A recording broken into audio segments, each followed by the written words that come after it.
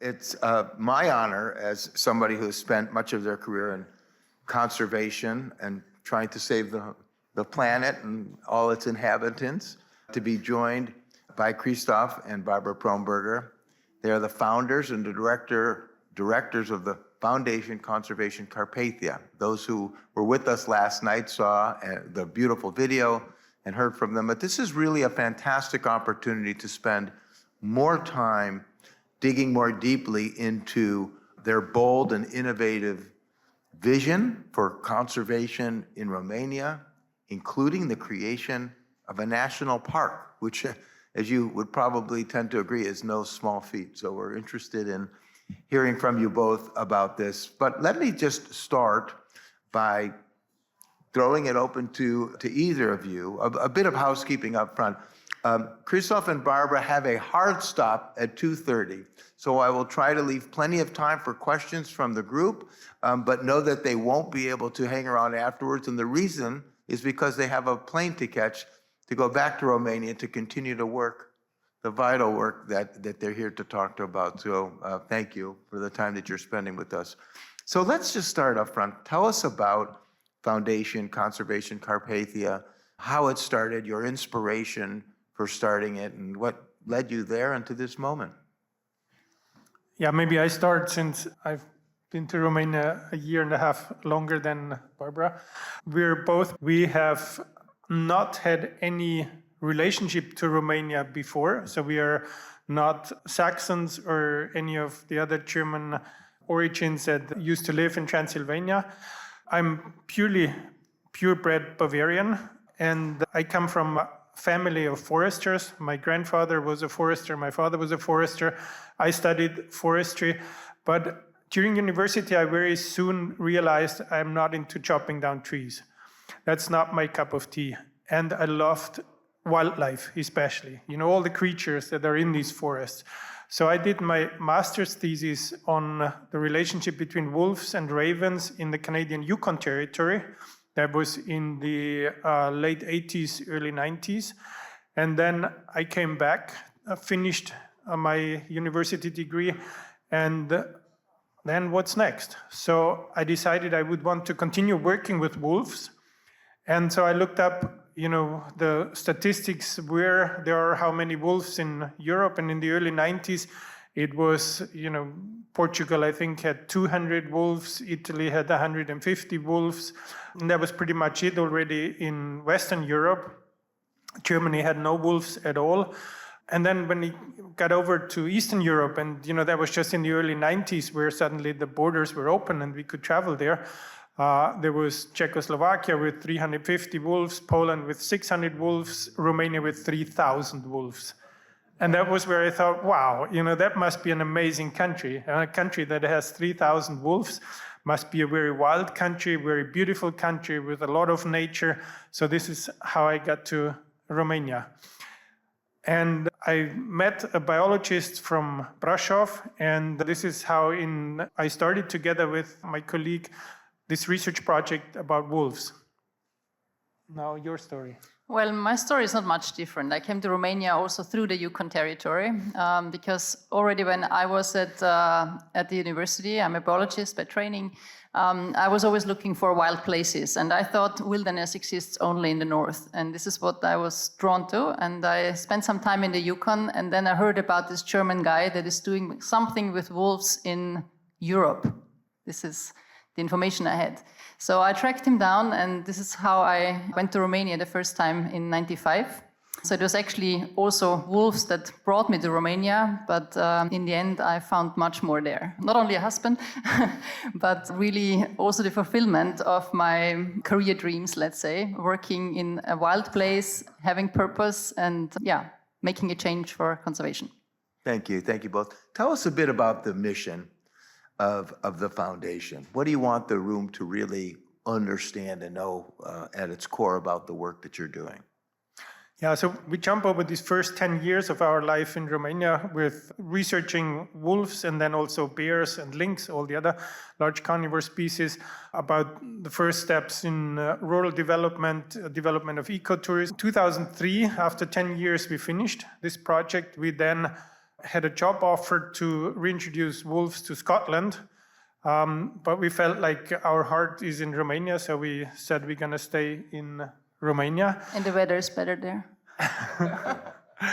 And so we built ourselves a little horse riding center. This is what we actually wanted, just to do something totally different. But then it didn't take very long until we realized there was something happening that we just couldn't look away. And that was when the forests were restituted to the former owners, or to the heirs of the former owners. So actually, those forests that have been nationalized during communist times. And I mean, we agree that the restitution process was important, was necessary, was just, but the way it was executed brought some problems with it. And that was that people got their forests quite often in areas where they had no relationship to. It was not that there was this particular property that was owned by their great-grandfather and their grandfather, and their father looked after them, and they had the feeling that, you know, this is a family responsibility. They just got somewhere a couple of hectares of forest back. And then what happened was that some logging companies came in and they decided, you know, that this is a good business. So they bought up these forests and clear-felled them. And the problem was that in the years sort of between 2005 and 2010, huge areas have been deforested as a consequence. And this is forests, you know, not some timber plantations or so. These were real forests with all the elements that a forest needs to have, with all the wildlife in. And so it was really a destruction on a large scale by then. And our idea had been that if these forests are on the market, it's a threat, obviously, but it's also an opportunity, because these forests could also be purchased for conservation. And we were lucky enough to meet a Swiss-American gentleman, Hans-Jörg Wyss, who made the fortune here in the United States, and who had set up a foundation called the Wyss Foundation, which is one of the most important philanthropic organizations in the field of conservation. And he came over and he said, I give you 24 hours to explain me what you want to do. The problem was we didn't really know what we wanted to do. We just saw that threat and that opportunity on the other side. Do you want to continue? Well, to make the story a bit shorter, we managed in these 24 hours to show Hans-Jörg Wyss what is happening in this forest, actually happening even in an existing national park. There was clear felling going on in an existing national park, Pietra Craiului. And he liked, you know, seeing this national park from a helicopter. This was the easiest way to show him the area. But he said, this is beautiful, but it's a small park. This has no significance for conservation. But we were up in the air and looking towards the west, seeing the Fagarash Mountains. He asked, what is over there? And we started to fly over and take all the way to Modavianu and all the way to Sibiu almost, and turn back. So we were in the air for more than an hour. It's a huge area. And this is when he came back, he said, you know, that is pretty special. That is something he didn't expect that still exists in Europe. He was very much used to conservation work in the US, purchasing big landscapes for conservation, but he didn't think this exists still in Europe. And actually also for us, even though we already had been in Romania for 10 years, we hadn't realized by then how big and contiguous these forests are. And he, in the end of this trip, said, I'm going to help you with 2 conditions. One is you really have to think big. This has the potential to become the Yellowstone of Europe. And this is unique. This can be iconic for Europe. And the second thing is, I'm never doing projects like this on my own. So you have to come up. If I purchase the land, you have to do everything else. And we had about 30 seconds to decide whether we do it or not. And we just looked at each other and said, well, that's probably a chance you get only once in your lifetime. And so we started. So also to answer your question, what the project is about, it's really to turn the Fagarash Mountains into a national park, and into a national park that not only benefits nature, but also benefits all the communities that are living around this national park, because this is often the case that conservation and the welfare of people are not connected. We talked about that, and thank you so much. We spoke about this just briefly before the panel started, that when you're working in conservation, there's often this duality that people might not see, where on one hand is the conservation, the work and the species protection, biodiversity protection, climate change protection, and everything that goes along with that. But the other part of it is and are the very communities and the people that are directly impacted. Can you speak a little bit more about that? And if there are some examples that come to mind? I mean, you know, we told you a little bit about our background, and if we could, we would be spending our time in the mountains following wolves and bears and lynx and so on. But we also know that if we want to create this national park, it's not going to be created by the wolves and the bears. It's going to be created by the people, and especially by the people around the Fagarash Mountains. And so after sort of the first 5-6 years, when we started to purchase land with the help of the Wyss Foundation, when we started to do restoration work, replanting some of these areas that have been clear felled, we turned really to the local communities. And it's easy said, you know, I mean, all the conservation projects today have this community involvement and so on. But it's not that easy, because these people, you know, all over the world, mountain people are usually very conservative people. They need to be very conservative in order to survive in these areas.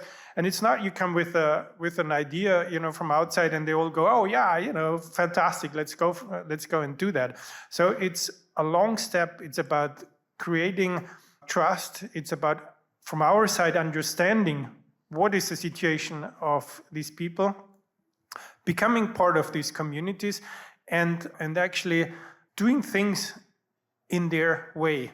And just maybe one example to showcase that. We have also reintroduced bison, the European bison, to the Fagarash Mountains. So after an absence of 200 years, there is now bison back in the wild.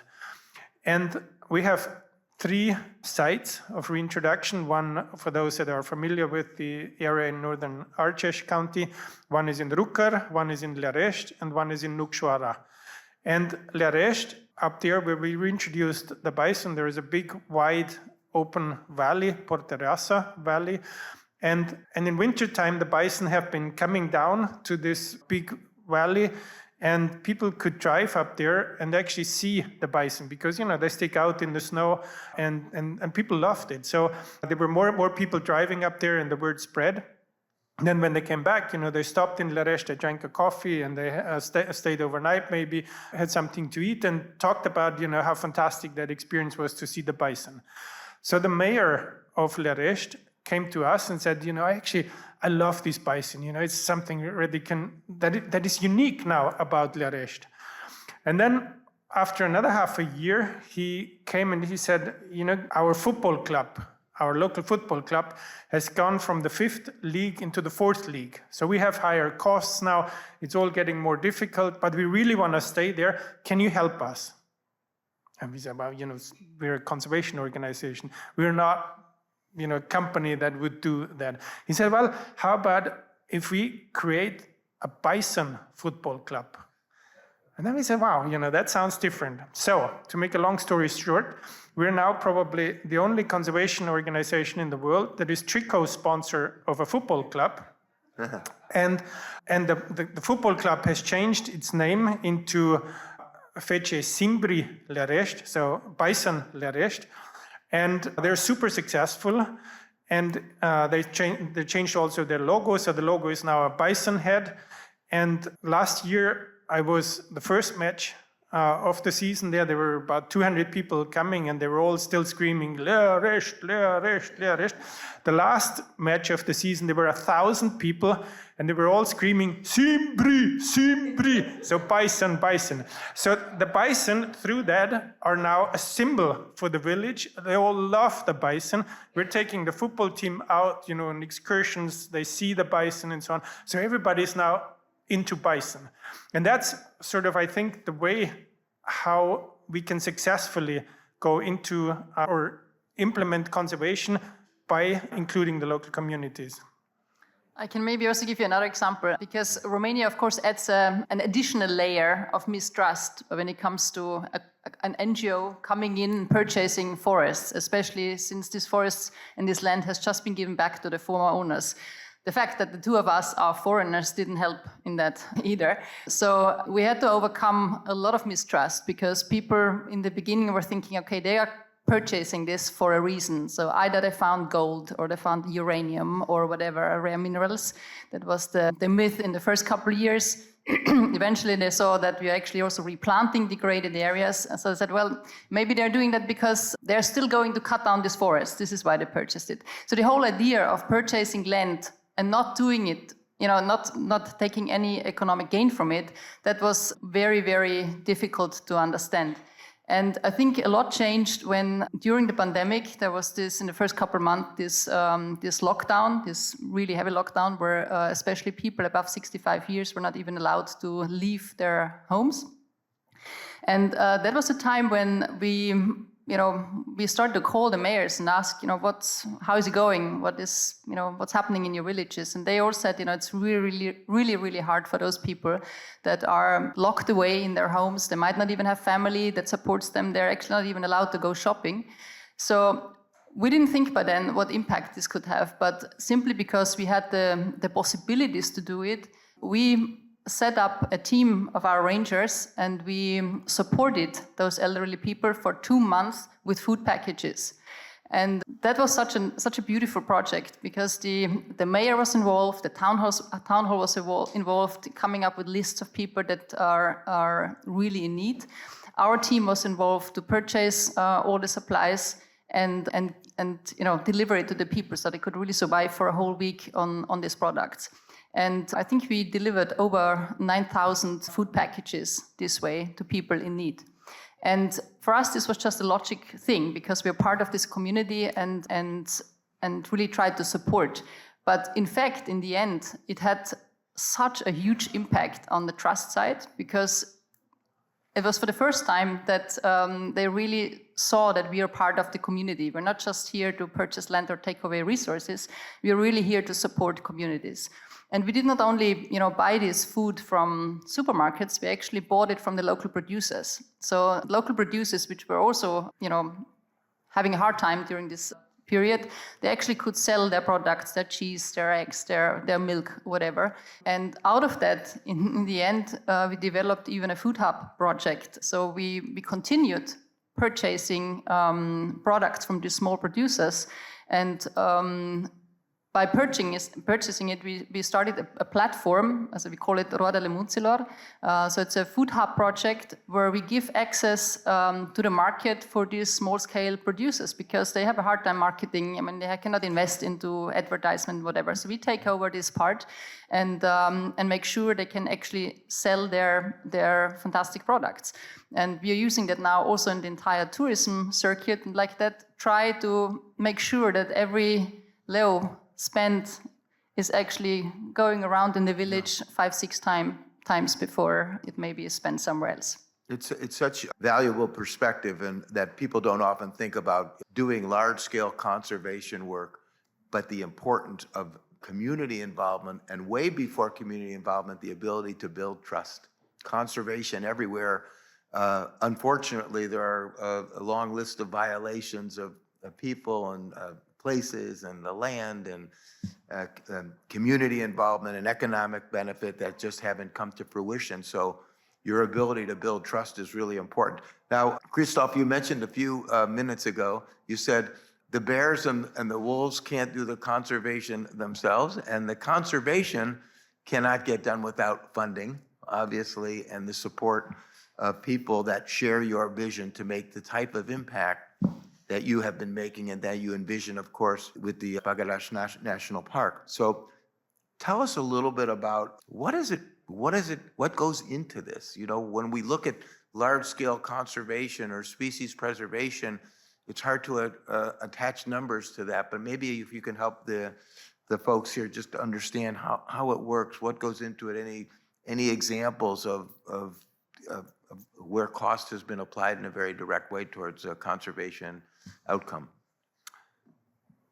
Yes, I mean, conservation does cost, but at the same time, conservation is an investment that can return a lot more. If you just have a look at Yellowstone, Yellowstone is the first and oldest national park in the world. The budget of the National Park Administration, with all the sort of by costs that exist, are about $150 million a year. But at the same time, tourism revenues for the greater Yellowstone area are over $800 million. So it is really, it pays back. The problem is that it takes a while. And, we're in a more difficult economic situation. Conservation is often seen as a luxury.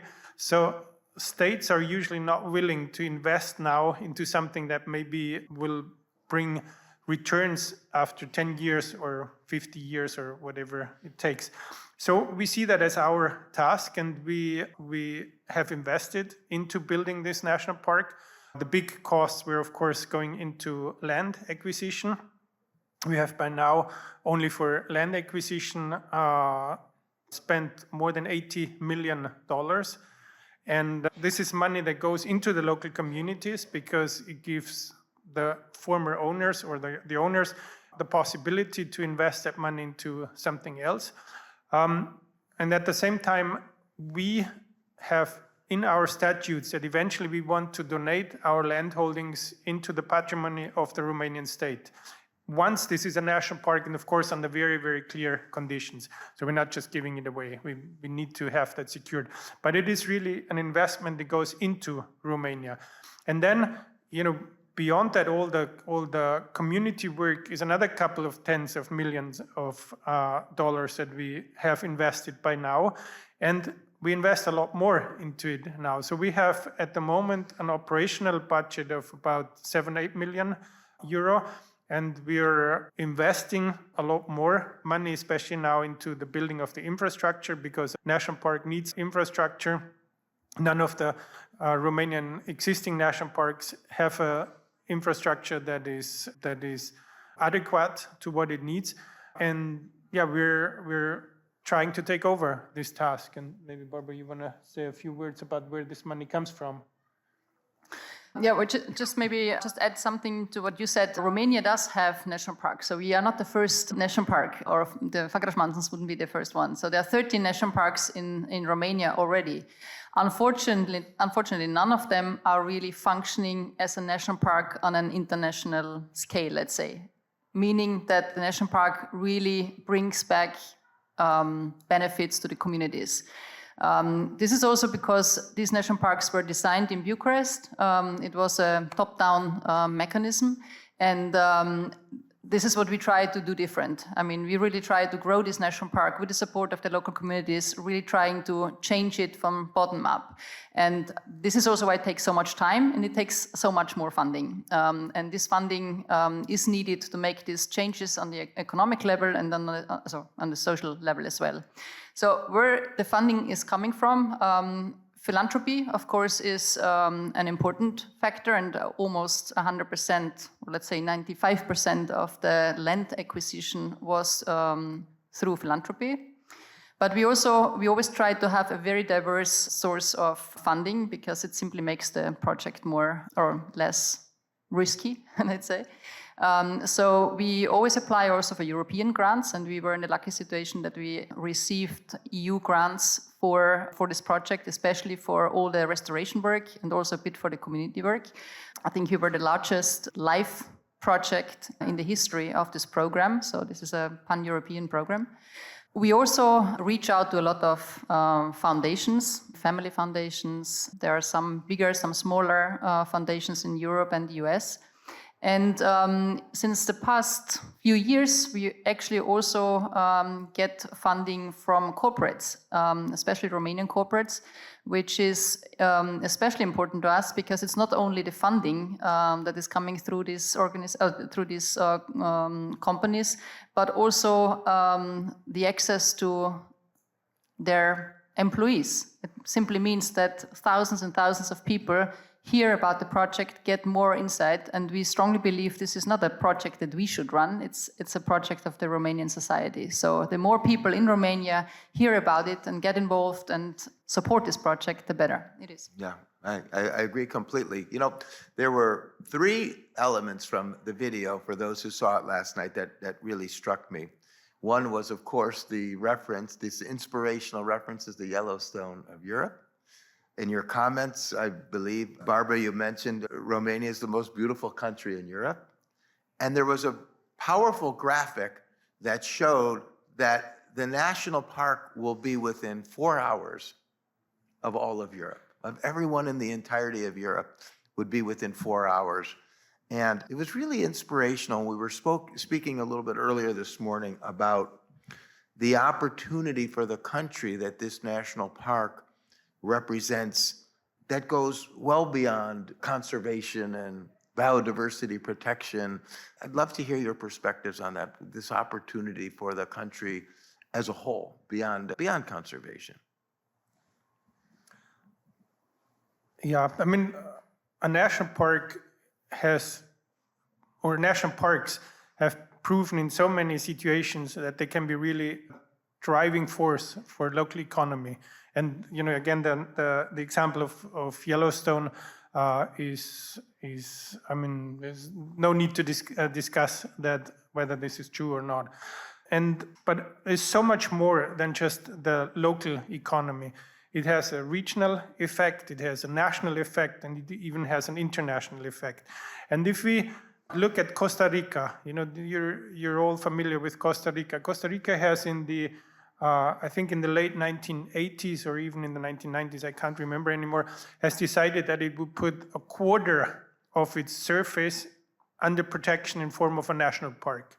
By then, Costa Rica was an agricultural country with relatively low per capita income, but with a big wish, a very, very visionary president.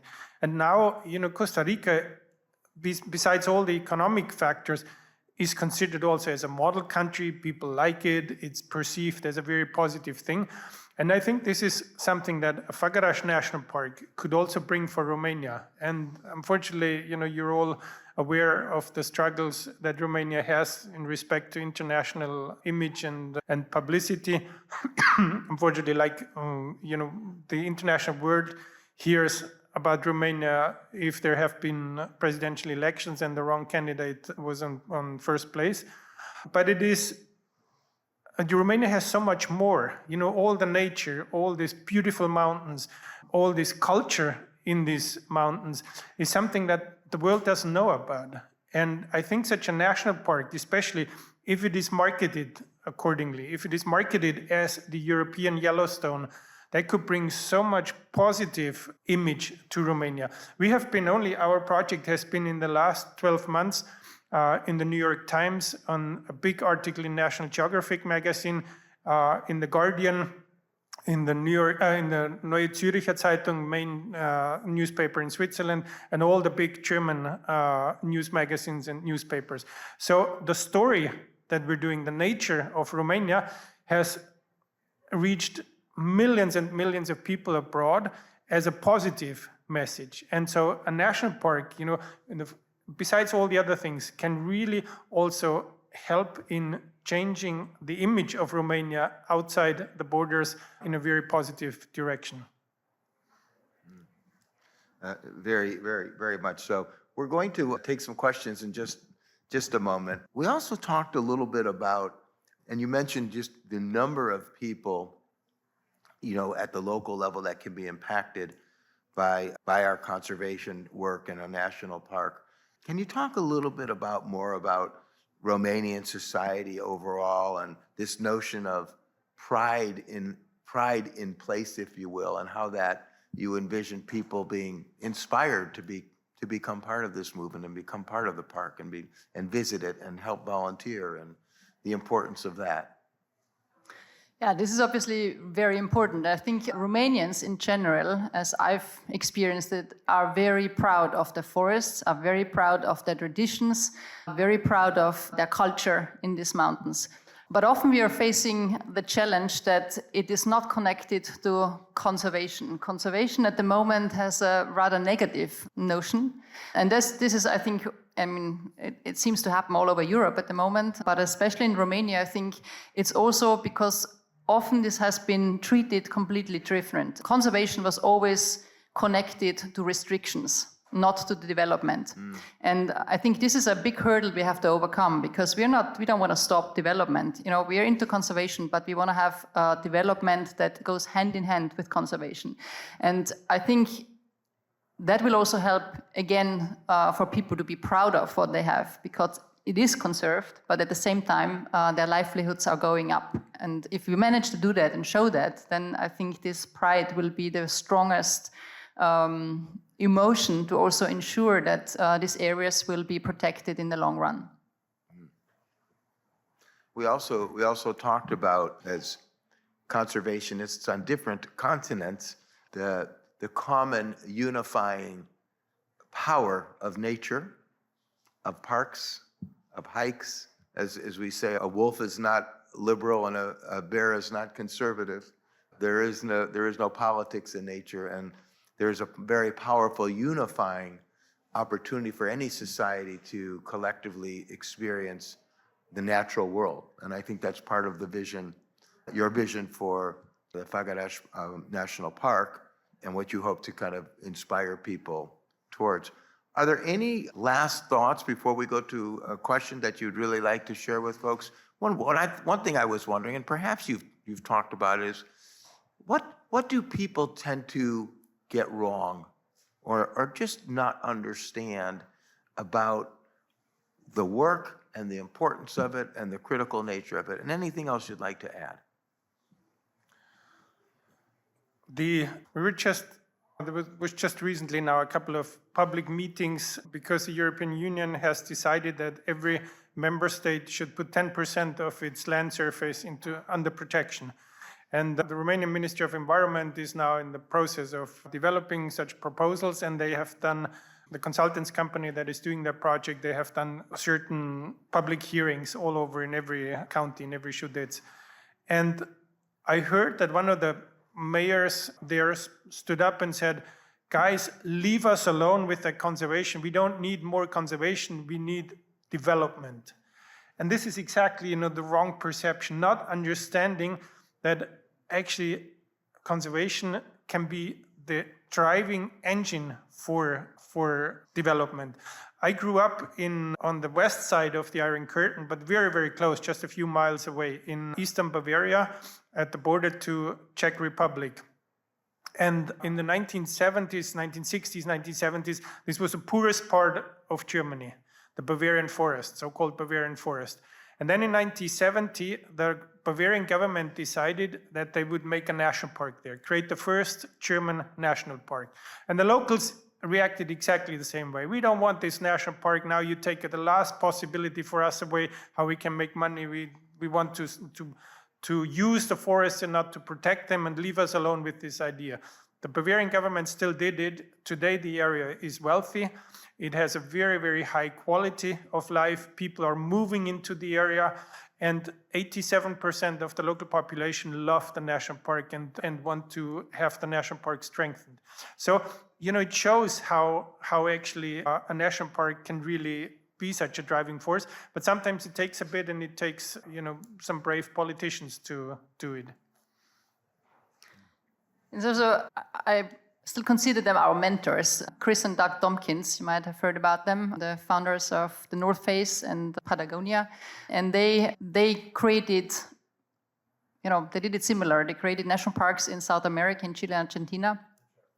And I remember Doug said once, if you want to be loved by people, stay away from conservation, because they will hate you, they will beat you up, and it's not going to be easy. And I think we had our share of that. It has been an emotional roller coaster the past 15 years. But I think it is important to really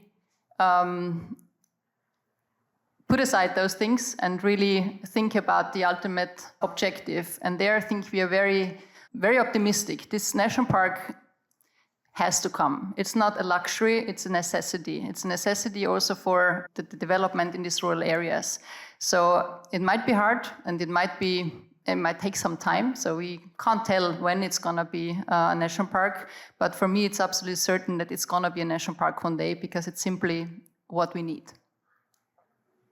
Thank you. I think there are very few people in the world who have the unique combination of ambition and vision, knowledge, expertise, and a view towards scale to be able to make something like this happen. So we're going to take some questions, but thank you both for your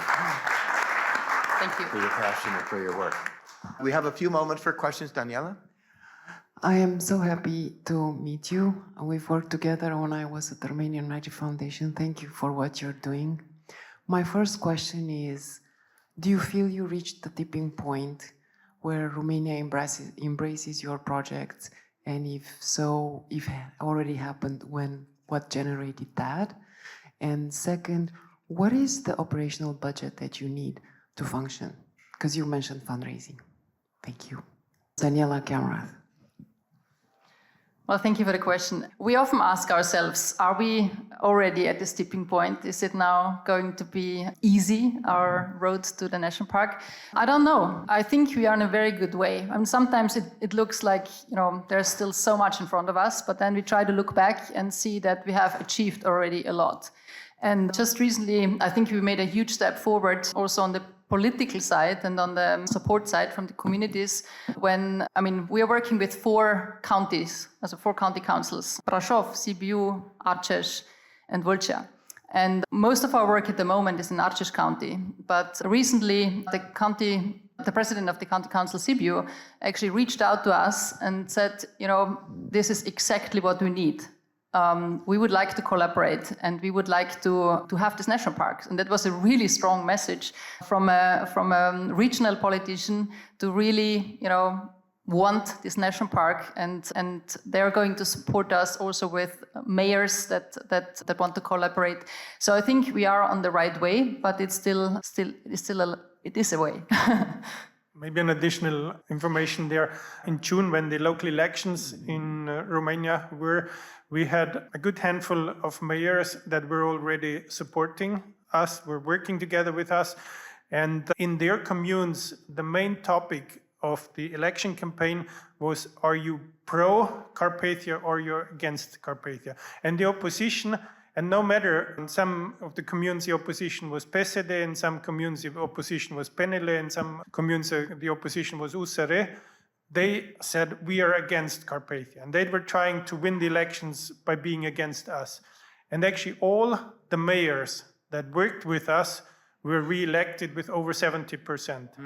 So we were very nervous, because we thought, if some of the mayors would lose because of that, other ones might get very, very worried about supporting us and about being openly associated to us. But it was an amazing success that these mayors all won with, really, really high percentage. And I think it gave them a lot of confidence that they're on the right way. Yes. Go ahead. No, go ahead. Hi, a question, you're talking about Yellowstone of Europe, of Romania. What would you like to see from the United States in terms of support, with USG or citizens? What can we do to help?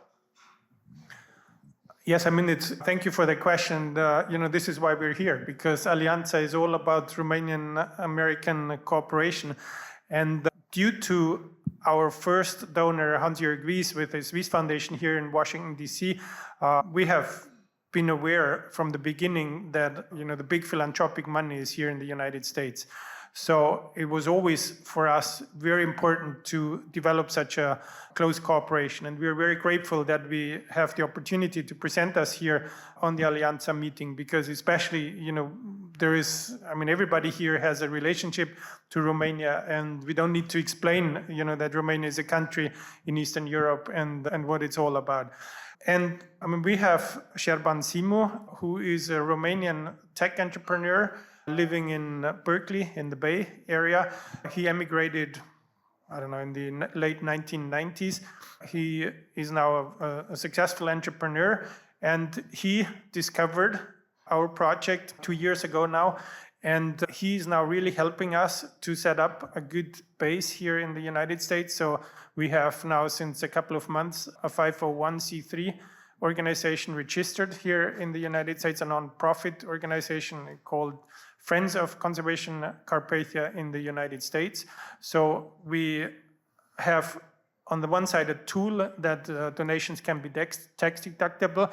And through this network now, and yesterday and today is again, I want to thank the organizers for this opportunity, is a possibility to spread the word and to show, that this national park idea of the Fagarash Mountains is something that everybody can subscribe to.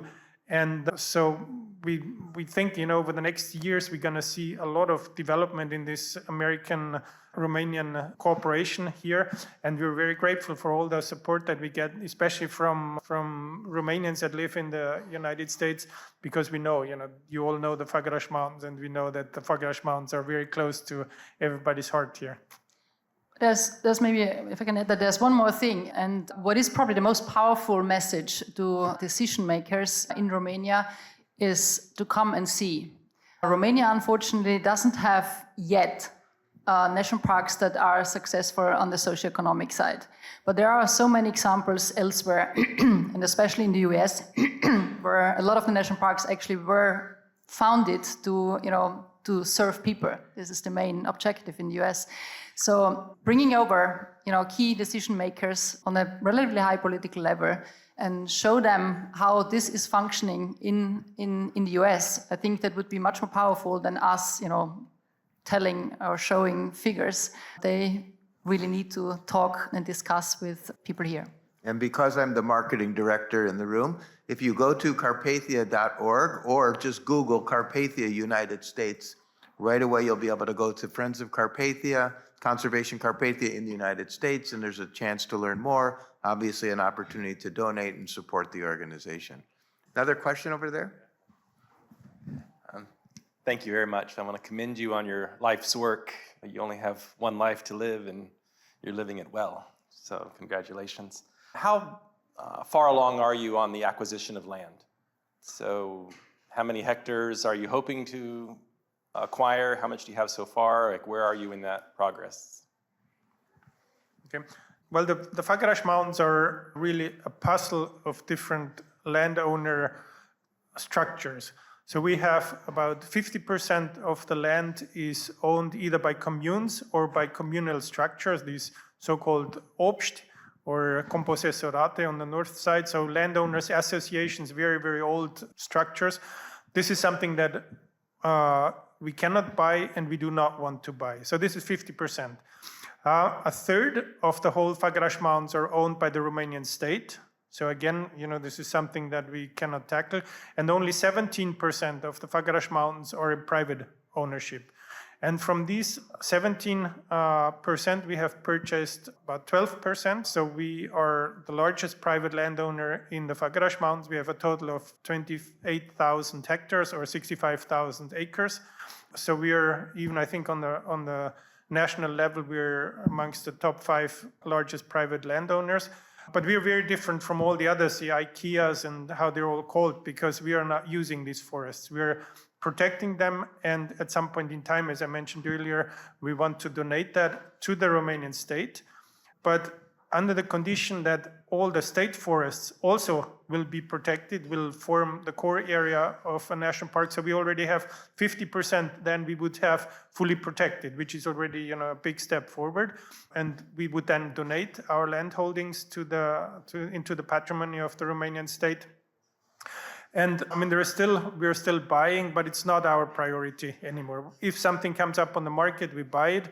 But the important thing now for us is working with the local communities, helping the local communities, from our side, understanding what they need and promoting the idea. And also for the remaining 50%, we are looking into different economic models that can be incentives for protecting the land rather than chopping it down.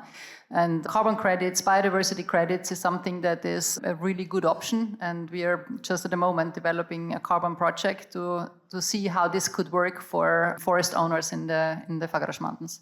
First of all, congratulations. I've been following your project through this incredible documentary that was done actually.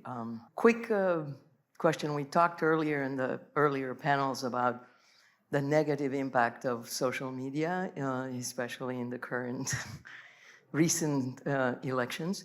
There's a other side of it. I mean, people with a real important message to communities maybe could use the social media effectively. Are you doing anything about that? Because clearly it could have a viral effect, and I'm just thinking of the community's acceptance. Are you doing stuff in that direction?